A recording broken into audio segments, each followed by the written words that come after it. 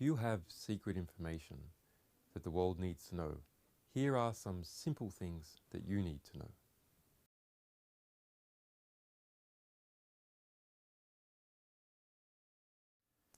Over the last 4 years, as editor of Wikileaks, I have dealt with thousands of confidential sources.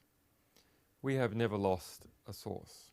None of our sources has been exposed or come to harm. During that process, I've learned a lot, and I want to convey what I've learnt to people that are considering blowing the whistle, who are considering getting information out, either directly to the public or through the press. First off, understand not just the risks, but also the opportunities. Think not just what the worst thing that could possibly happen is, but also what is the best thing that could possibly happen. Once you have these risks and opportunities in balance and some information, then you can plot a path through that is sensible, safe, and effective. Usually the whistleblowers who approach us do so when they have a moment of moral clarity. They can see something wrong with the situation they're in, or they can see something that needs to be revealed by a particular document. That moment of moral clarity should be seized. That moment of courage, if a source has it, should be seized and used either to immediately get the material out or as an incentive to understand the situation and plot a path forward that is effective and safe. Usually, if a whistleblower scours the media to find examples of other whistleblowers, they find examples of people that have been caught or have not been successful. That is because when whistleblowers are successful in confidentially revealing things to the press, they are never mentioned, they are never named, they make their hopefully great impact and go back to their jobs and live their lives happy until such time they find something else. So it can be quite difficult to find the positive examples, but there are many, but they're between the lines. You will often see documents seen by The Guardian or documents seen by the New York Times or an official speaking under condition of anonymity. This is only a passing reference, so it's hard to see as an example. But nearly all disclosures are in fact successful. After the understanding that a plan should be made to go ahead, the most important thing for a whistleblower to do is to find someone who can be trusted. Trusted to advise them and trusted to provide a safe conduit to get their information out to the public. Wikileaks is such an organization, we are specialists in that, but there are also particular journalists in the mainstream press that have similar experiences and can be trusted. So how can a whistleblower find their champion? Well, the most important thing to do is look at who has been a successful champion over a number of years of other whistleblowers. You can do that by looking at stories that have come up into the press that have clearly come from some kind of confidential source. Now remember, the source is usually not referred to or named unless they are caught. Whistleblowers should look for not only a champion that will protect them, but one that will help get the most impact for the risks that they are taking. Remember, there's risks on the one hand, but also often extraordinary opportunities for reform on the other. So once you've identified someone that you think will protect you and get your story out, how can you safely contact them? First off, it's important to not be too paranoid. There are some simple ways to get in contact with someone who you think will protect you.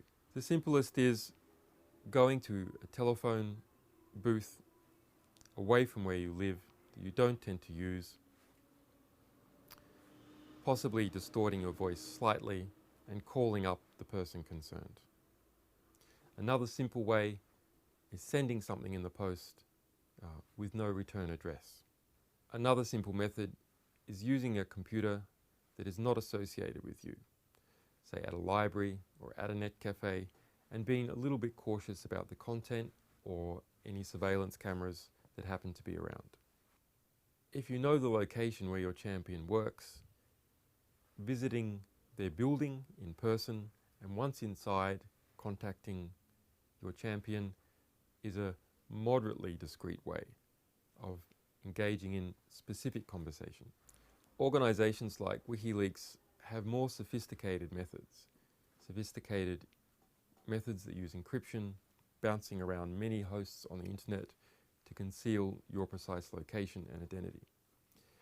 Different organizations, if they take source protection seriously, will advertise what is a good way to contact the people there who will help get your message out.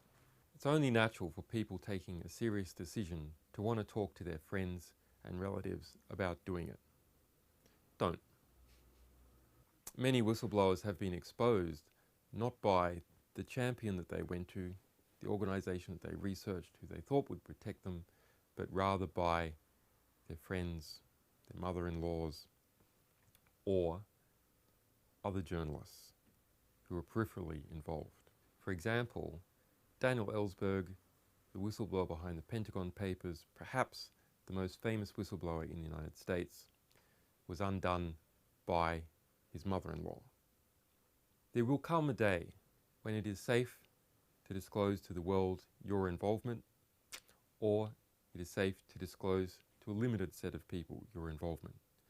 But first you have to see how it's going. First you have to see where things are going legally, where things are going politically, and where things are going in terms of evidence. Discuss it only with the person you have selected as your protector and champion. If you safely get your information out to the public and it achieves some reform, you want to be in a position where you can do it again and again and again and again. Similarly, you want to encourage and inspire other people to do the same thing by your success. It is your responsibility to not get caught, not only for yourself, not only for future disclosures you might make, but because getting caught sets a really negative example for other people. The only experience most people have had with investigations is Hollywood. That tends to cause whistleblowers to become extremely paranoid when they engage in a disclosure.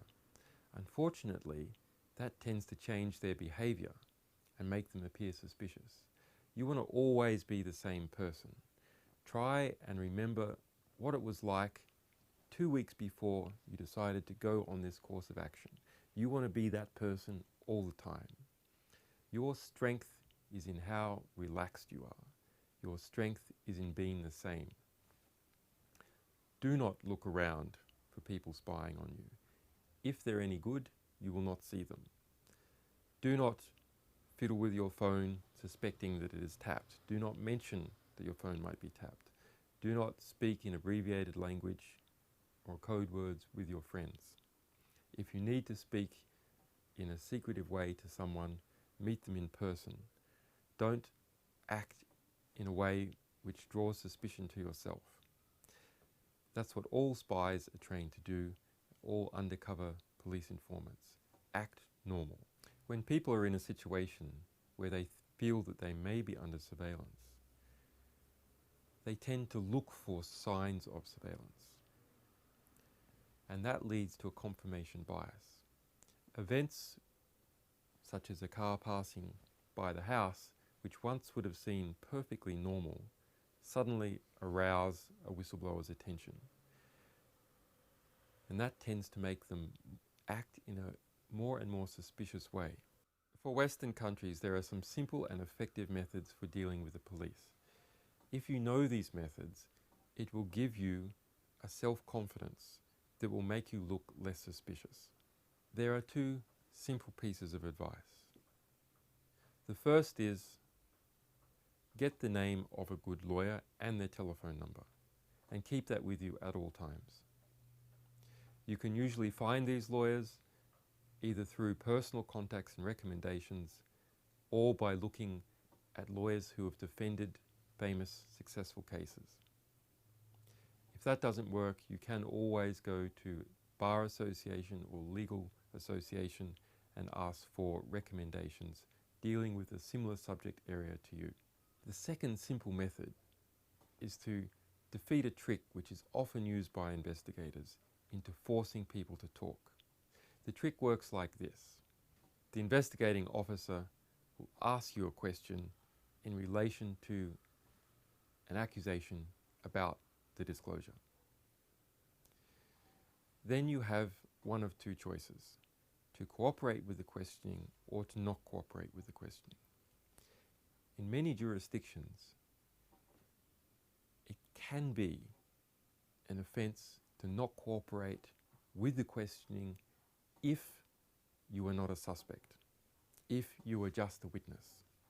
Police will tend to exploit that by saying, "Tell us about this disclosure. Do you know anything about it?" If you then say, "I do not want to speak about that matter," or "I am busy," police will respond with, "Are you refusing to assist a police investigation?" They will typically then allege that it is some sort of crime to refuse to assist with a police investigation. Your response must be this: are you accusing me of committing a crime? Or are you suggesting I may be about to commit a crime in this conversation? The police will answer either no, we do not suggest that, in which case you can say, "Okay, goodbye. I am busy now." Or they will say, "Yes, it is a crime to not answer police during the course of an investigation." It is your task to get them to make that allegation. You must structure your replies to get them to make an allegation against you in relation to the questioning. Once they make that allegation that you are about to commit a crime by refusing to cooperate with the police, your response is then to say, "You are making a serious allegation against me. You are suggesting that I am or may be about to commit a crime. Under that circumstance, I cannot possibly engage in further conversation without speaking to my lawyer." One thing to be sure to avoid is using your home computer to send out emails that identify you as a source, or to Google or web search anything to do with your case, such as press publicity, the names of your contact who's helping you get out information. There are two types of investigative efforts. One is to try and get a list of suspects. The other is, if you already have a suspect, to try and confirm that that suspect is the genuine source.